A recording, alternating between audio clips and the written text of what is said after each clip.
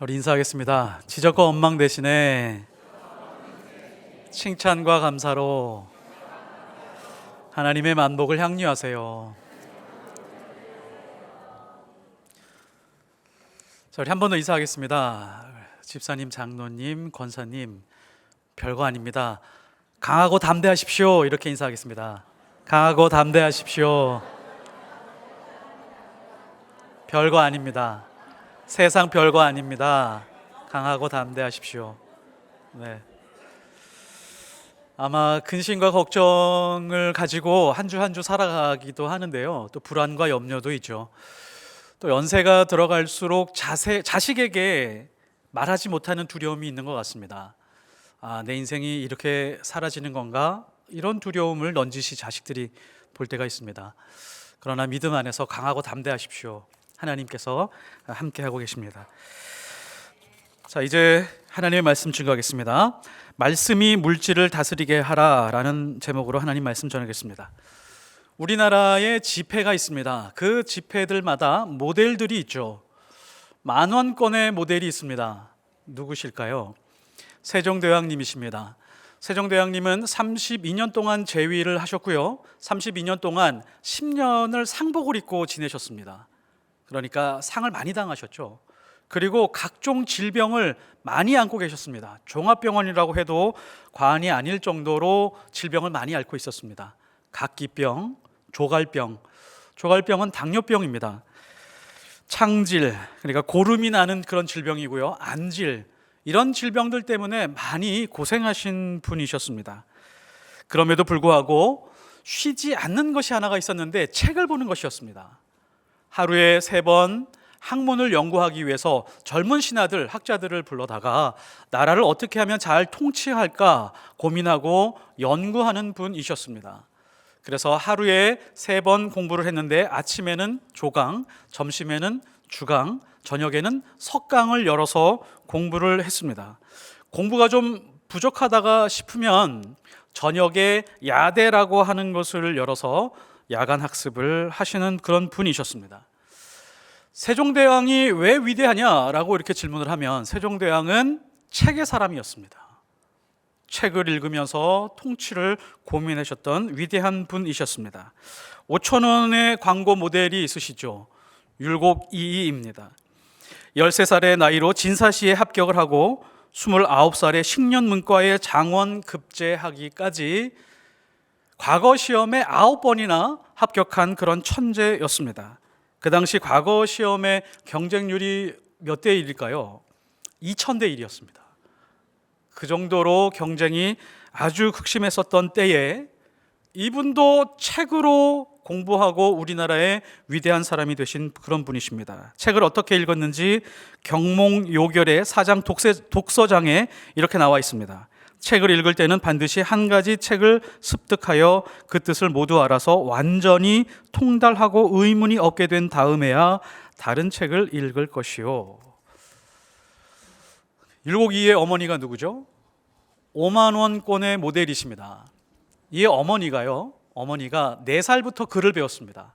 시, 서, 화에 능하신 그런 분이셨습니다. 그러니까 우리나라 문화의 근간 혹은 대표를 하실 수 있는 그런 아주 위대한 어머니셨습니다. 1,000원짜리 광고 모델 퇴계 이황 선생님, 6살 때 이웃 노인에게 천자문을 배우고 12살에 삼촌 송재공으로부터 논어를 배웠는데 그 책을 덮고 끝까지 암송하는 그런 분이셨습니다. 500원짜리 모델은 누구죠? 학입니다. 장수했습니다. 100원의 모델이신 이순신 장군이 있으십니다. 전쟁을 많이 치르시는 중에서도 지금처럼 볼펜이 있는 것이 아닌데 먹을 갈아서 붓으로 일기를 쓰셨습니다. 그 일기가 난중일기죠. 그 난중일기 안에 있는 내용을 보면 이분이 정말 책을 많이 읽으신 분이구나 라고 하는 것을 우리가 알 수 있습니다. 우리는 우리나라를 어떻게 설명하고 있나요? 우리나라는 책의 나라입니다.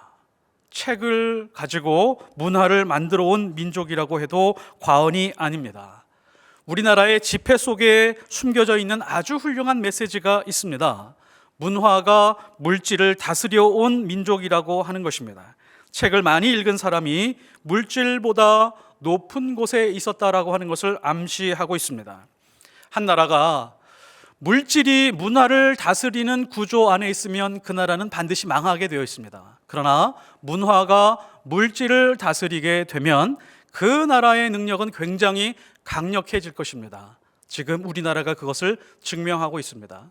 정치학자 조셉 나이라고 하는 사람이 있는데 이분이요, 나라의 국력을 두 가지로 표현합니다. 하드 파워와 소프트 파워로 이야기를 합니다. 하드 파워는 군사력과 같은 힘이고요, 소프트 파워는 문화와 같은 힘입니다. 1980년에 이 사람이 앞으로 21세기는 소프트 파워를 가진 나라가 강성해질 것이다 라고 예언을 했는데 바로 그 나라가 우리나라입니다. 한류가 세계적인 이유가 여기에 숨어 있습니다. 아마 앞으로도 노벨 문학상은 계속해서 나올 걸로 확신합니다. 한국 사람은 책과 문화를 소유한 사람들입니다. 자, 그렇다면 그리스도인들은 어떤 사람들일까요? 우리는 한국 사람이면서 그리스도인입니다. 하나님의 사람들입니다. 그리스도인들은 어떤 사람들일까요? 하나님의 말씀이 체화된 사람들입니다. 하나님의 말씀을 본능적으로 거부하고 있다면 그 사람은 그리스도인 아닙니다. 그러나 하나님의 말씀을 하루하루 체화시켜가고 있다면 진정한 그리스도인입니다. 구약 성경은 물질이나 소유가 말씀보다 높은 곳에 있으면 망하는 인생이 된다라고 하는 메시지를 담고 있습니다. 그것이 우상 숭배이다.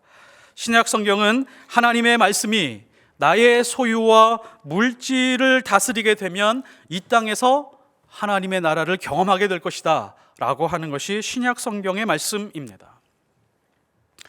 프란츠 카프카라고 하는 작가가 있습니다. 자신의 친구에게 보낸 편지 중에 아주 유명한 문장이 하나가 있습니다. 책은 우리 자신의 내면에 얼어붙은 바다를 위한 도끼임에 틀림이 없다.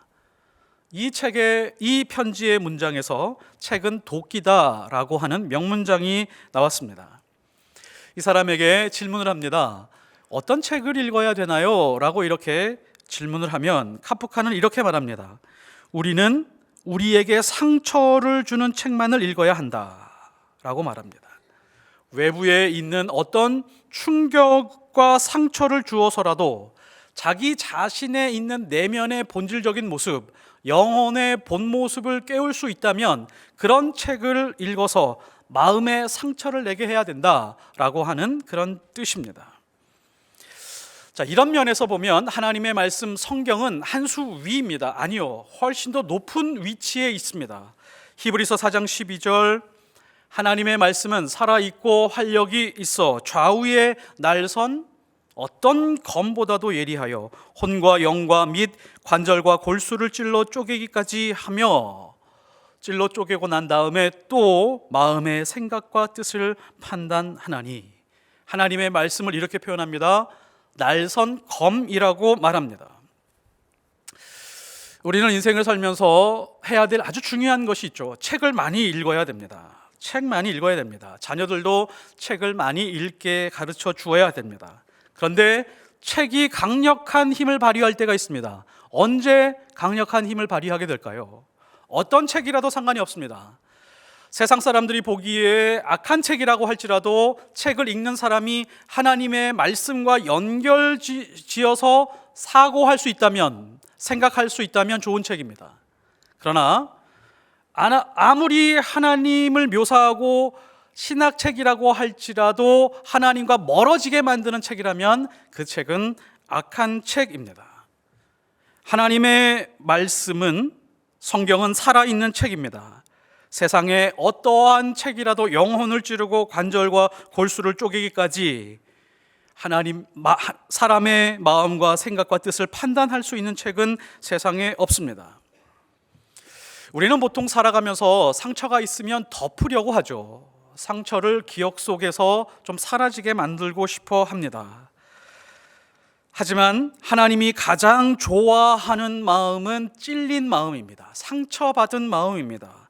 말씀의 날선 검에 찔리고 베어서 상한 마음을 가지고 있는 그 사람입니다. 그래서 시편 51편 17절에 보면 하나님께서 구하는 심령은 하나님이 찾고 있는 심령은 상한 심령이라. 하나님이여 상하고 통회하는 마음을 주께서 멸시하지 아니하시리다 라고 고백하고 있습니다. 하나님의 말씀으로 상한 심령이 될 때 우리의 마음의 상태는 심령이 가난해지게 됩니다. 그리고 가난해지게 되면 애통하게 됩니다. 애통하게 되면서 하나님을 갈급하게 됩니다. 그리고 하나님 나라가 이 땅에 임하고 있는 것을 보게 됩니다. 그리고 긍휼히 여기는 사람이 됩니다. 마음이 정결한 사람이 됩니다. 하나님을 모르는 사람과 하나님을 연결시키고 싶어 하는, 화평케 하는 사람이 됩니다. 그리고 하나님의 의, 하나님의 십자가를 위해서 박해받는 것을 가장 큰 기쁨으로 여기고 살아가는 사람이 됩니다. 그 다음이 뭘까요? 아주 중요한 것이 있습니다. 하나님의 말씀을 세상에 전하는 기쁨으로 자기 인생을 살아가게 됩니다. 우리는 지금 계속해서 거북이처럼 사도행전에서 나오는 교회를 살펴보고 있습니다. 처음에 교회가 어떻게 생겨나고 하나님이 어떤 행동을 취하고 계신지, 하나님의 어떤 뜻을 심어가고 계신지를 우리가 보고 있습니다. 하나님은 성도들을 불러서 성령에 충만하게 한 다음에 교회를 이루게 하셨습니다. 그때 성도들의 상태가 어떤 상태였을까요? 부유했을까요? 무언가 넉넉했을까요? 그렇지 않습니다. 가난했습니다. 형편이 어려웠습니다. 고난 중에 있었습니다. 그 중에 있던 사람들을 불러서 교회를 이루게 했습니다. 질병이 있는 사람들도 많았습니다. 나라와 민족의 여건이 매우 좋지 못했습니다. 우리나라 일제강점기처럼 로마 식민 지배를 받고 있어서 힘들기는 여간 말할 수가 없었습니다. 사업을 하거나 직장을 다녀도 종교인들에게 바쳐야 되는 세금 따로, 통치하는 로마인들에게 바쳐야 되는 세금 따로, 나머지로 일상생활을 해야 되는데 얼마나 힘든지 모릅니다. 거기다가 도심 한가운데서 믿는 사람들이 모여서 집회를 한다는 것은 굉장히 더 큰 위험을 불러일으킬 수 있는 그런 요인이 됩니다.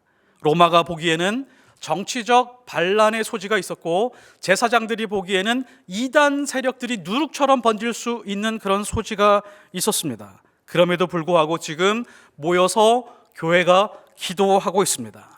자, 그러면 이런 배경 속에서 살고 있다면 교회는 어떤 기도를 해야 마땅할까요? 우리라면 어떤 기도를 하겠습니까? 우리가 모였습니다. 아마 나라와 민족을 걱정하는 사람들은 이런 기도 제목을 낼 것입니다. 우리 민족이 독립하게 해주십시오. 자주 독립 국가가 되게 해주십시오 라고 하는 기도 제목으로 열심히 기도할 것입니다. 또 어떤 사람은 신앙의 본질적인 회복을 위해서 기도하는 사람들은 저 타락한 제사장들이 하나님 앞에 엎드려 통회 자복하게 하옵소서 라고 기도할 것입니다. 개인의 삶이 고난이 있고 쪼들리는 사람들은 분명히 직장과 사업을 위해서 기도할 것이고, 자녀들의 암울한 미래를 위해서 기도할 것입니다. 자녀들을 보니까 미래가 없습니다. 이 자녀들만큼은 정말 밝은 세상에서 살게 해주십시오 라고 기도할 텐데, 지금 교회는 그런 기도는 일절하지 않습니다. 교회가 온 힘을 다해서 하나님 앞에 기도하는 제목이 있습니다. 29절에 보면 또 종들로 하여금 담대히 하나님의 말씀을 전하게 하여 주시오며, 하나님의 말씀을 다른 사람이 전하는 것이 아니라 저희로 하여금 전하게 하여 주옵소서. 다른 사람들의 입술을 통해서가 아니라 저희의 입술을 통해서 하나님의 말씀이 흘러가게 하여 주옵소서라고 기도를 간절히 하고 있습니다. 이 기도가 끝난 다음에 빌기를 다함에 모인 곳이 진동하더니, 이 진동에 대해서 다시 한번 생각할 필요가 있습니다. 이것이 물리적인 진동일 수도 있지만 교회는 아주 특별한 진동으로 받아들였을 것입니다. 하나님이 이 세상을 얼마나 사랑하시는지 그 사랑의 진동으로 느꼈을 것입니다. 성령의 충만을 통해 하나님의 슬픔이 예루살렘에 도달하여 공명되는 그런 진동이었습니다. 미가서 1장 8절에서 9절을 보면, 이러므로 내가 애통하며 애곡하고 벌거벗은 몸으로 행하며 들깨같이 애곡하고 타조같이 애통하리니 이는 그 상처는 고칠 수 없고 그것이 유다까지도 이르고 내 백성의 성문 곧 예루살렘에도 미쳤습니다. 하나님의 애통하는 진동과 주파수를 교회가 흡수하고 있기 때문에 진동하고 있었습니다. 아이를 잃고 벌거벗은 엄마가 길거리를 헤매면서 통곡하는 모습이 내 모습이다. 들깨가 자기 새끼를 잃고 구슬피 우는 모습을 본 적이 있느냐? 그것이 내 모습이다. 타조는 성대가 없습니다. 아기 잃은 엄마 타조가 입을 다물고 속 울음을 진동시켜서 우는 그 모습을 본 적이 있느냐? 그 모습이 내 모습이다. 그 하나님의 마음, 그 하나님의 마음이 교회가 고스란히 받은 것입니다. 우리는 교회를 보고 이 장면을 바라보면서 구약에서 애통하시는 하나님, 구약에서 슬퍼하시는 하나님, 구약에서 사랑하시는 하나님은 단절시켜놓고 이 교회를 설명하려고 하지만 그렇지 않습니다. 하나님은 하나님의 사랑과 하나님의 애통을 고스란히 교회에게 쏟아 부어 주셨던 것입니다. 그래서 교회는, 하나님의 자녀들은 하나님의 사랑과 하나님의 슬픔과 하나님의 기쁨을 알릴 수 있는 유일한 방법이 우리구나 라고 하는 것을 깨달은 것입니다. 그래서 자기 자신의 현실의 고난보다도 더 앞서 있는 하나님의 뜻, 먼저 그의 나라와 그의 의를 위해서 하나님 앞에 간구하는 것입니다. 하나님, 하나님의 그 사랑을 종들로 하여금 말씀을 통해 전하게 하옵소서. 이 땅에서 가장 위대한 기도 제목 중에 하나가 이겁니다. 하나님이 아파하시는 것들로 우리를 아프게 하옵소서. 하나님이 슬퍼하시는 것들로 우리를 슬프게 하옵소서. 하나님이 기뻐하시는 것으로 우리를 만족해 하옵소서 라고 하는 것이 가장 위대한 기도 제목입니다. 우리 교회가 그랬으면 좋겠습니다. 성경에 나오고 있는, 성경에서 설명하고 있는 이 교회가 그냥 성경에 있던 교회가 아니라 지금 우리 시대를 살고 있고 우리가 다니고 있는 포이에마라고 하는 이 교회가 하나님의 감정으로, 하나님의 슬픔으로, 하나님의 기쁨으로 진동할 수 있는, 함께 진동하고 공명할 수 있는 그런 교회가 우리 교회가 되었으면 좋겠습니다. 그래야 이 땅에 진정한 교회 하나 세울 수 있는 그런 좋은 교회를 경험할 수 있습니다. 오늘 말씀에서 교회가 기도하는 내용 중에 아주 특이한 내용이 또 있습니다. 29절에서 담대히 하나님의 말씀을 전하게 하여 주시오며, 간절히 기도한 다음에 31절로 넘어가서 담대하게 하나님의 말씀을 전하러 나가는 장면이 나옵니다. 근데 그 사이에 독특한 기도 제목이 하나가 있습니다. 손을 내밀어 병을 낫게 하시옵고 표적과 기사가 거룩한 종 예수의 이름으로 이루어지게 하옵소서. 병을 낫게 해달라고 기도하고 있습니다. 성경을 한번 잘 보십시오. 질병이 치유되는 것은 말씀에 순종하는 인생에게 매우 자연스러운 현상입니다. 성경은 하나님의 말씀이 우리 안에서 살아 있을 때 치유되는 것은 아무것도 아닌 것처럼 설명합니다. 치유되는 사건들도 많지만 치유되는 사건이 아닌데도 완전한 치유, 놀라운 치유가 일어나는 장면들이 꽤 있습니다. 이스라엘은 430년 동안 이집트의 노예였습니다. 노예들의 건강 상태를 한번 생각해 보십시오. 노동하는 사람들이었습니다. 노동 현장에 있는 사람들의 건강 상태는 아주 나빴을 것입니다. 아파도 일해야 되고 피 흘리고 어디 부러져도 병원을 갈 수 있는 그런 존재들이 아닙니다. 당시 노예들의 대부분은 목 디스크, 허리 디스크, 손목, 엘보, 어깨, 무릎, 관절, 손가락, 발가락 어디 성한 곳이 하나 없는 사람들이었을 것입니다. 430년 동안 노예였으니까 뼛속까지 노예였고 뼈마디 관절들은 상해 있는 상태입니다. 이런 상태로 40대, 50대, 60대, 70대가 되어가는 사람들이 많았습니다. 50대만 넘어가더라도요, 광야길을 걸어가는 것은 수명을 단축시키는 일이었을 것입니다. 이 모든 민족에 있는 사람들, 젊은 사람들만 골라서 광야로 간 것이 아니라 어린아이에서부터 노인에 이르기까지 히브리 민족에 있는 사람들이라면 모두 다 통째로 말씀에 순종해서 광야 길을 걸어갑니다. 자, 그런데 어떤 일이 일어났는지 한번 보십시오.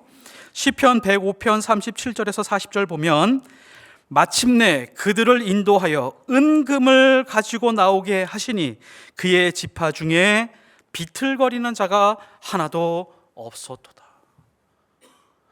한 사람도 무릎 관절 때문에, 손목 때문에, 혹은 발목 때문에 힘들어서 걷지 못하는 사람이 한 명도 없었다라고 말하는 것은 최소한 걷는 데는 지장이 없을 정도로 치유하셨다는 이야기입니다.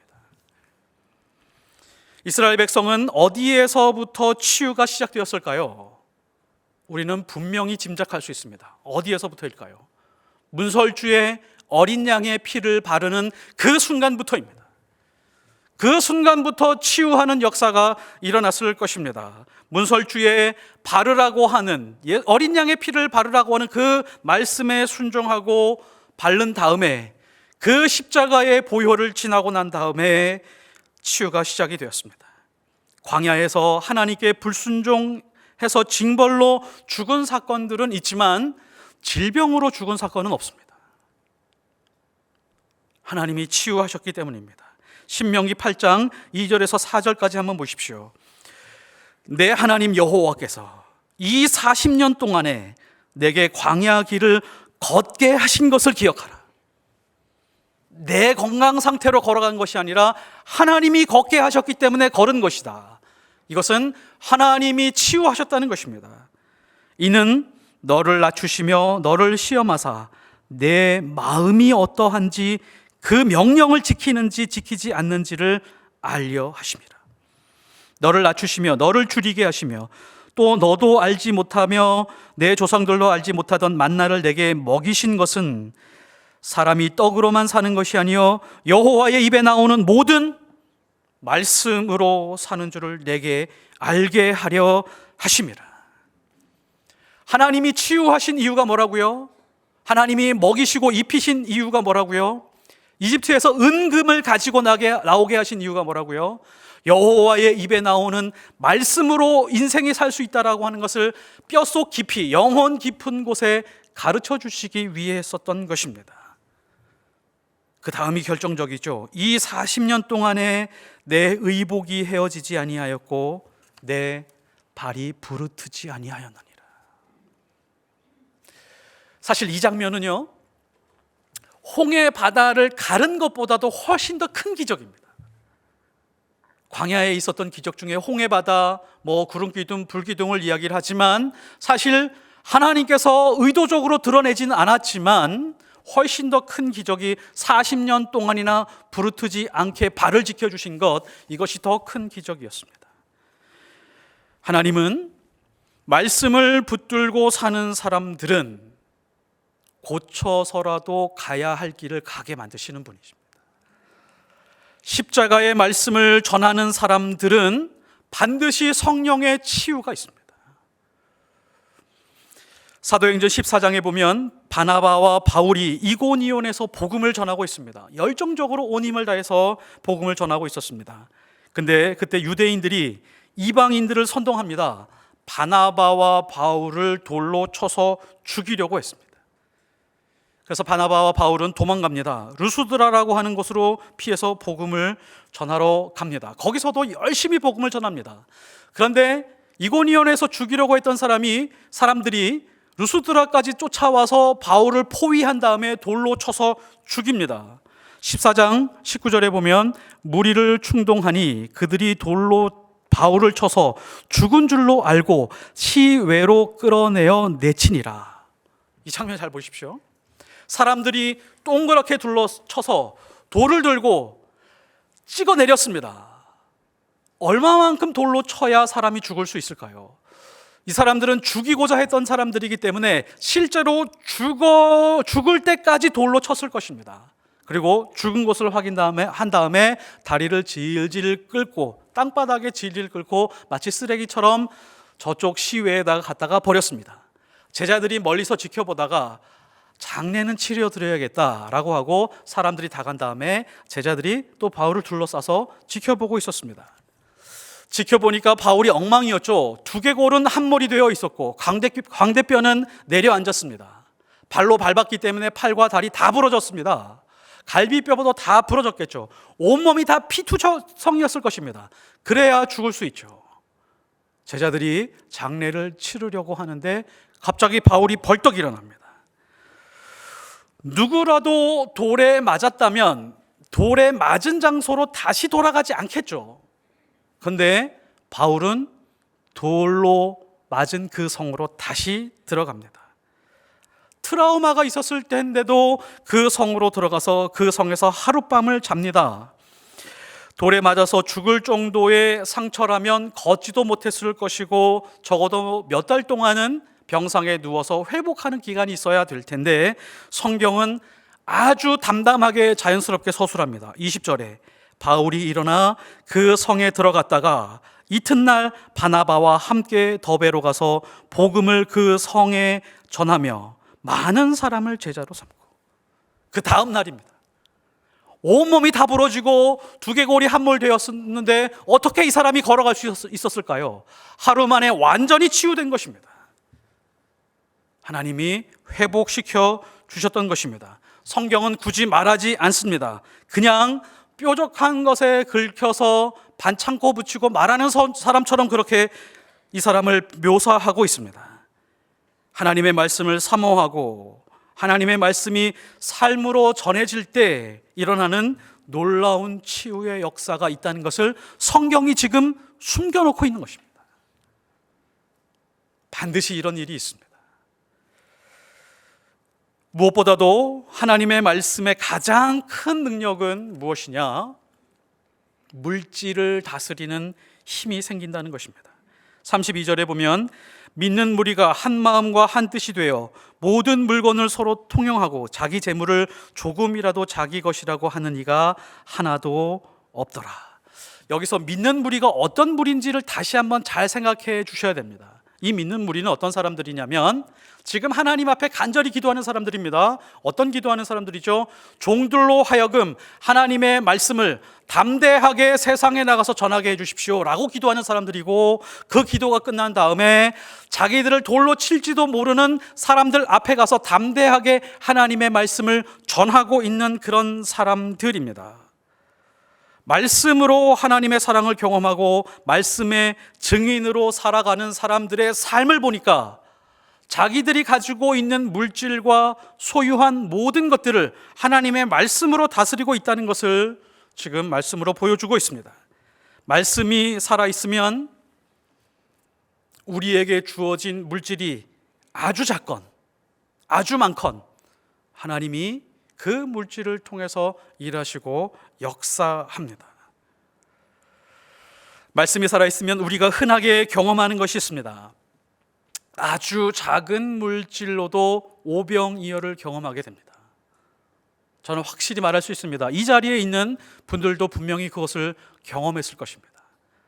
아주 찌들게 가난했었던 시절이 있으셨죠. 단칸방에서 신혼생활을 살았던 분들이 계시죠. 아이는 어떻게 키울까? 그런데 마룻바닥에 있는 교회에 엎드려서 기도하면서 하나님 앞에 매달렸는데 정말 쪼들려서 살아왔던 그 세월들 설명이 되지 않는데 지나고 보면 하나님께서 어마어마하게 채워주셨다는 것을 고백하는 분들이 많이 있습니다. 성인이 된 어떤 아들이 있습니다. 성인이 되어 결혼을 하고 자식을 키우다가 보니까 너무너무 의아한 점이 하나가 있었습니다. 야, 자식을 키우는 게 만만치 않은 일이구나. 아이가 태어나면 진자리 마른자리 이거 가려서 뉘우는 것도 만만치 않구나. 이것을 경험합니다. 아이가 조금씩 크게 되면 먹이고 입히는 것, 야, 쉬운 일 아니구나. 입히는데 왜 이렇게 돈이 많이 들어가는지, 교육시키는데 왜 이렇게 돈이 많이 들어가는지 너무너무 쪼들리는 겁니다. 그래서 이 아들이 자기 어머니에게 전화를 걸었습니다. 어머니, 그렇게 가난한 시절에 어떻게 4명의 자녀를 키우셨습니까? 하루에 5,000원밖에 수입이 없었는데 그 4명 차비도 되지 않을 것 같은데 어떻게 키우셨어요? 이 아이들을 학교 보내고 입히고 대학 보내고 어떻게 결혼시키셨어요? 라고 이렇게 질문을 했습니다. 어머니가 대답을 합니다. 나도 모르겠다. 정말 모르겠다. 통장은 맨날 마이너스고 수입은 아무것도 없는데 시간이 지나서 뒤돌아보면 채워주시고 시간이 지나면 또 채워주시고 지나가보면 설명할 길이 없다. 하나님의 은혜였다. 저희 어머니입니다. 말씀이 물질 위에 있으면, 말씀이 우리가 소유한 물질을 다스리고 있다면 하나님의 역사가 반드시 있습니다. 그러나 물질이 말씀 위에 있다면 우리의 인생의 폭풍은 쉬지 않을 수밖에 없습니다. 성경이 바리새인을 설명하는 여러 가지 방법이 있는데 우리는 율법을 붙들고 살아가는 사람들이라고 생각을 하지만 아주 원초적으로 설명하는 바리새인 설명 방법이 있습니다. 누가복음 16장 14절 보면 바리새인들은 돈을 좋아하는 사람들이라. 이 사람들에게 말씀이 있었습니다. 하나님이 있었습니다. 그러나 물질이 자기 자신의 말씀을 다스리고 있었던 것입니다. 그러니까 바리새인 된 것입니다. 우리도 마찬가지입니다. 우리가 가지고 있는 소유, 어떠한 물질이라도 말씀 위에서 있다면 우리의 믿음은 무너지게 되어 있습니다. 그런데 아무리 작은 물질이라도 겨자씨만한 물질로 살아가고 있는 삶이지만 그 물질을 붙들고 믿음 안에서 말씀으로 살아내려고 애를 쓰고 있다면 반드시 겨자씨가 보여주는 30배, 60배, 100배의 열매의 풍성함을 경험하게 될 것입니다. 이 바리새인들은 하나님보다 이 땅을 더 사랑하는 사람들이었죠. 우찌무라 간조라고 하는 사람이 있습니다. 이 사람이 일일 일생이라고 하는 책을 썼는데요, 그 책에서 땅에 대한 개념을 이렇게 정리합니다. 땅은 인류의 거처라고 하나 그렇지 않다. 땅은 인류의 묘지다.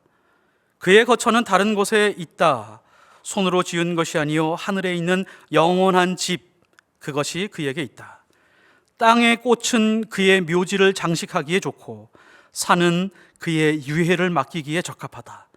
그러나 땅 그 자체는 그의 거처로 삼기에 부족하다. 땅을 두고 분쟁하는 자가 누군가? 정치는 묘지를 정리하는 것이 아닌가? 전쟁은 묘지를 서로 쟁탈하려는 것이 아닌가? 영원한 거처를 가진 우리는 기꺼이 땅을 다른 사람에게 양도해야 된다. 이렇게 땅의 개념을 정리하는 사람들이 그리스도인입니다. 만일 어떤 사람이 자기 묘지를 사놓은 다음에 평생 동안 묘지를 가꾸고 묘지에 금칠하고 묘지를 계속해서 확장시켜 나가고 있는 사람이 있다면 아주 어리석은 사람이죠. 부동산이나 물질을 자랑하는 사람이 있다면 이 땅에 나의 무덤이 너무 많아 라고 자랑하는 사람과 똑같습니다. 말씀으로 이 땅의 것을 다스리십시오. 다스리지 않는다면 진정한 믿음의 사람, 그리스도인으로 살아갈 수 없습니다. 말씀으로 이 땅의 것을 다스리는 사람을 두고 성경은 이렇게 표현합니다. 왕 같은 제사장이요. 오늘 말씀에서 교회는 위협과 고난보다 더 큰 능력을 구하고 있습니다. 자기 인생의 고난과 위협들이 있었습니다. 먹고 살기에 급급했습니다. 그러나 하나님 앞에 말씀의 능력을 달라고 기도하고 있습니다. 그리고 그 말씀의 능력을 가지고 내가 잘 사는 것이 아니라 교회를 부흥시키려고 하는 것이 아니라 죽어가는 생명들에게 생명의 복음을 전하게 하는데 저를 사용해 주십시오. 제가 그 종이 되겠습니다 라고 기도하고 있습니다. 이것이 바로 그리스도인이 가지고 있는 장엄함입니다. 진짜 교회는 어떤 교회이냐? 하나님의 애통하심과 십자가의 능력의 통로가 되기 원하는 사람입니다. 그리고 그 사람들이 모여서 만든 교회가 진짜 교회입니다. 하나님의 심정, 하나님의 기쁨, 하나님의 슬픔, 하나님의 애통, 그것과 함께 진동하고 공명할 수 있는 교회, 그 교회가 진짜 교회입니다. 흐르지 않는 물은 반드시 썩게 되어 있습니다. 흐르지 않는 말씀도 반드시 부패하게 되어 있습니다. 교회를 통해서 말씀이 세상으로 흘러가지 않는다면 세상은 구원받을 방법이 단 한 가지도 없습니다. 우리는 이것을 잊어서는 안 됩니다. 우리를 교회로 부르신 이유는 말씀을 전하는 종들이 되게 하옵소서라고 기도하게 하기 위한 것이고, 생명의 말씀, 하나님이 우리를 얼마나 사랑하는지 그 사랑의 말씀을 세상에 전하게 하고 싶은 것이 바로 하나님의 깊은 뜻입니다. 그리스도인이 이 땅에 살면서 언제 가장 큰 능력을 지닐 수 있을까요? 성령에 충만할 때, 하나님의 복을 많이 받을 때? 아니요. 하나님의 말씀을 증거할 때 가장 큰 능력을 가지고 있습니다. 그때 치유의 능력이 있고 생명의 능력을 경험할 수 있습니다. 하나님의 말씀, 그 능력으로 생명을 살리는 교회가 되시기를 예수 그리스도의 이름으로 축복합니다. 기도하겠습니다. 하나님 아버지, 저희를 사용하여 주옵소서. 생명을 살리는 일에 사용하여 주옵소서. 다른 도구가 아니라, 물질이 아니라 생명의 말씀, 그 복음으로 세상에 나가서 사랑을 전하는 그런 교회로 저희를 사용하여 주옵소서. 그런 교회 되게 하여 주옵소서.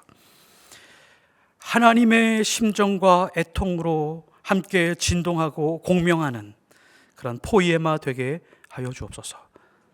예수 그리스도 이름으로 기도드렸습니다.